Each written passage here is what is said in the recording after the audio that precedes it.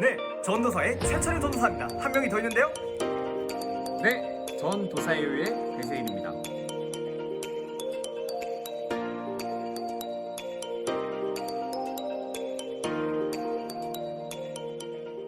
네, 여러분 오늘 저에게 한 가지 사연이 도착했는데요. 불면증에 시달리는 한 친구의 이야기입니다. 여러분의 잠은 편안하신가요? 그럼 한번 만나러 가보실까요? 왜 이렇게 잠이 안 오지?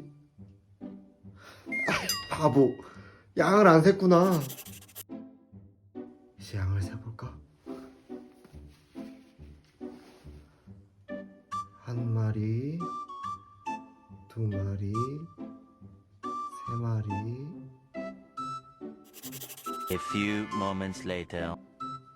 97마리, 98마리, 99마리.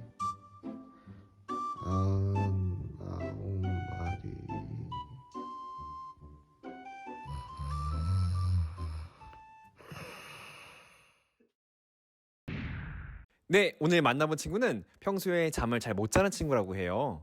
그 친구가 잠을 자기 위해선 양을 100마리 세야 하는데요. 근데 이상하게도 오늘은 99마리까지만 세고 잠이 들어버렸네요. 혹시 오늘 어떤 말씀이 예측이 되시나요? 네, 맞습니다. 네, 맞죠? 예, 저는 아니에요. 네. 예. 오늘 말씀은 바로 누가복음 15장의 잃어버린 양의 비유 말씀입니다. 함께 말씀을 읽어볼까요?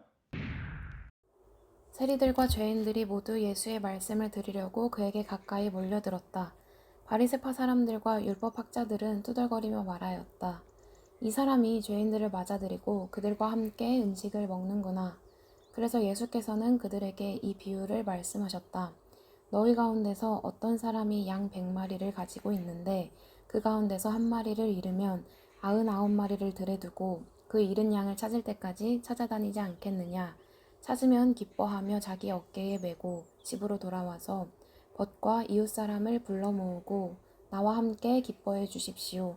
잃었던 내 양을 찾았습니다. 하고 말할 것이다. 내가 너희에게 말한다.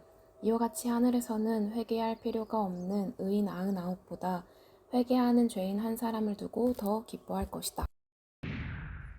저 작은 거 아닙니다. 다 듣고 있었어요.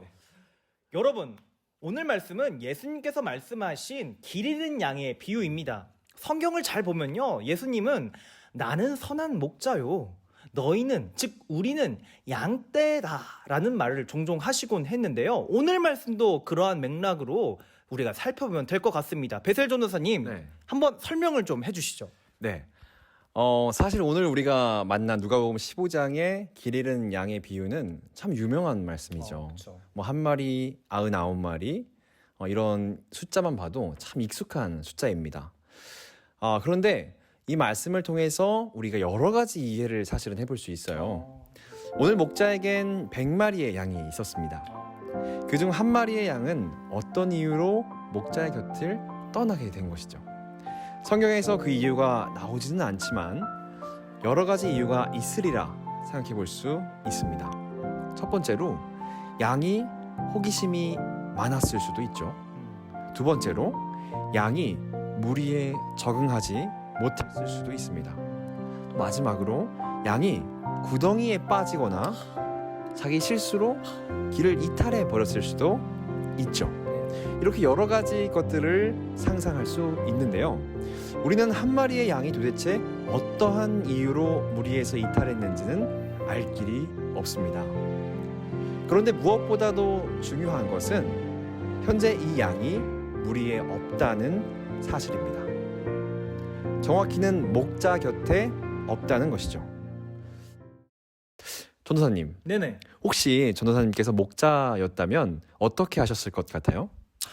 저는 무조건입니다. 이거는 이어서가 우리 이렇게 제가 만약에 목자라면은 아니 한 마리보다 99마리가 더 소중하죠. 더 많으니까요. 한 마리 찾으러 가다가 다 도망가면 어떡합니까? 그래서 저는 다다익 쓰는 게 좋은 거라고 그냥 99마리 챙길 것 같습니다. 그렇죠. 저도 그렇게 생각했어요. 99마리의 양을 지키는 것이 더 효율적인 것 아닐까 그런 생각 말이죠. 그런데 오늘 말씀에서 목자는 조금 다른 선택을 하게 됩니다. 양 한 마리를 끝까지 찾아 나선 것이죠. 목자에게 있어서 양의 가치는 숫자의 많고 적음에 있지 않았기 때문입니다. 그렇기 때문에 목자는 양 한 마리를 끝까지 찾아 나섰고 그 양을 찾았습니다. 그리고 매우 기뻐했던 것이죠.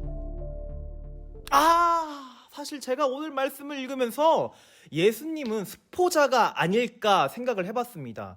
아니, 당연히 99가 1보다 더 중요하고 소중한데 왜 이렇게 어리석은 소학을 알려주셨던 걸까요? 그것은 아마도 제가, 아니, 우리 모두가 속한 곳은 1이 아니라 99라는 다수에 속해 있다고 생각하기 때문이죠.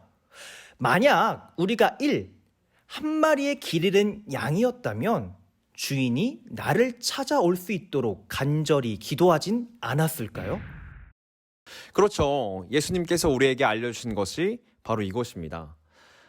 하나에게 소홀히 하는 것은 언제든 99에게도 소홀히 할 수 있다는 사실, 바로 이것이죠.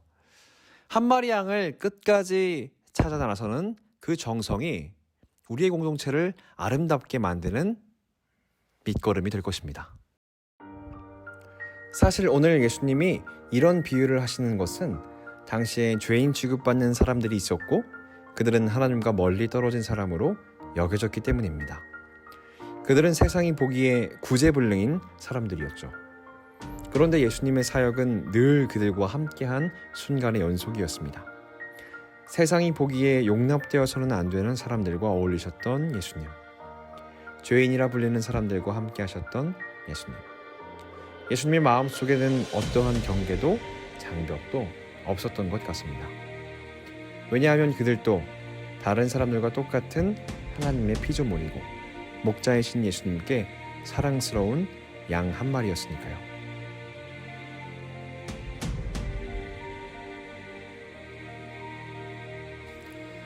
혹시 우리 교회에 경계가 있지는 않은지, 우리를 하나로 만들 수 없게 만드는 것은 무엇인지, 우리의 평화를 방해하는 것은 어떠한 것들이 있는지 여러분들이 직접 생각해 보셨으면 좋겠습니다.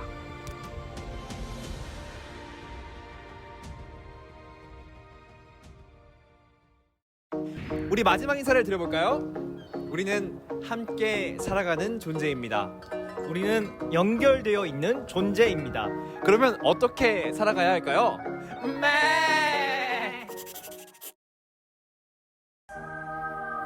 아니 삼촌, 이 청소해 봐라.